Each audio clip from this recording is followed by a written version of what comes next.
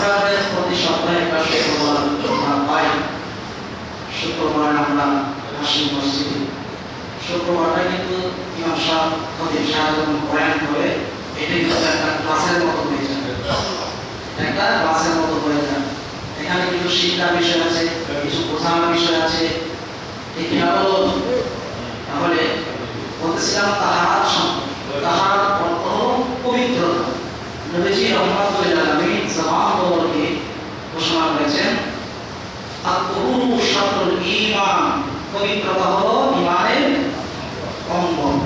এখন বাবা আমাদের এলাকার মধ্যে আমাদের সমাজ অনেকে আছে যারা পাক পবিত্র বোঝে না। আসাই পাক পবিত্র কি করবো বোঝে না। কি পাক পবিত্র থাকবো?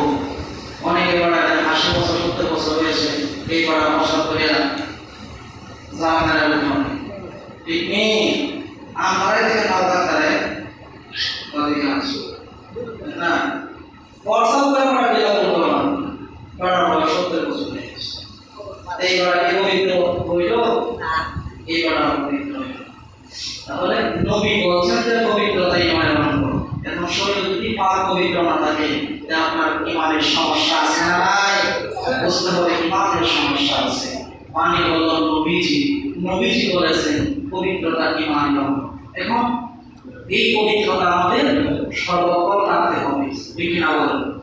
কেননা মালাকুল মউত আজরাইল আমি আলাইহিস সালাতু ওয়াস সালাম সমকালে কখন জানি তুমি দইয়া লইয়া যাও, আমরা কেউ বলতে পারি, ঠিক না বলেন? এই দুনিয়া আমরা চিরদিন থাকতে পারবো না, কেউ আমরা চিরদিন থাকতে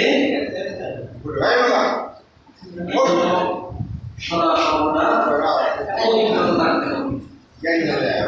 আল্লাহ রাব্বুল আলামিন কোরআনুল কারীমে ঘোষণা করেছেন, ওয়ালা মিনহুম তাযাক্কা ওয়া যাকারা ইসমা রাব্বিহি আল্লাহু আকবার। আল্লাহ রাব্বুল আলামিন বলেন, ওয়ালা তামান তাযাক্কা, তোমরা অন্তরকে পবিত্র করো, আত্মাকে পবিত্র করো। ওয়া যাকারা ইসমা রাব্বিহি আল্লাহ, এরপরে তোমরা আমাদের জিকির করো। আল্লাহ, এরপরে তোমরা নামাজ পড়ো। আল্লাহু আকবার বলেন। এই জন্য আমার আপনার জবান বলে মন পবিত্রতা থাকা দরকার আছে না নাই? আয় মুমিন জানে মন সে করে যায়, কেউ বলতে পারে না ঠিক কেন? কুল্লু উসিল্লাই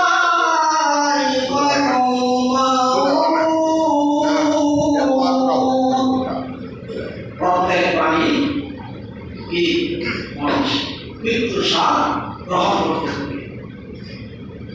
এই মরণ থেকে কেউ আমরা রেহাই পাবো না। দেখেন কি ছিলাম আর কি হইলাম আর কি হব, কোথায় ছিলাম কোথায় আসলাম কোথায় যাব, দেখে বলুন। আগের মতো চোখেও দেখি না, আগের মতো শরীরের শক্তিও পাই না, ঠিক নেই? যারা 60-70-80 বছর হয়েছে এরা কি 30 বছর সত্যি 80 বছর হতে পারব?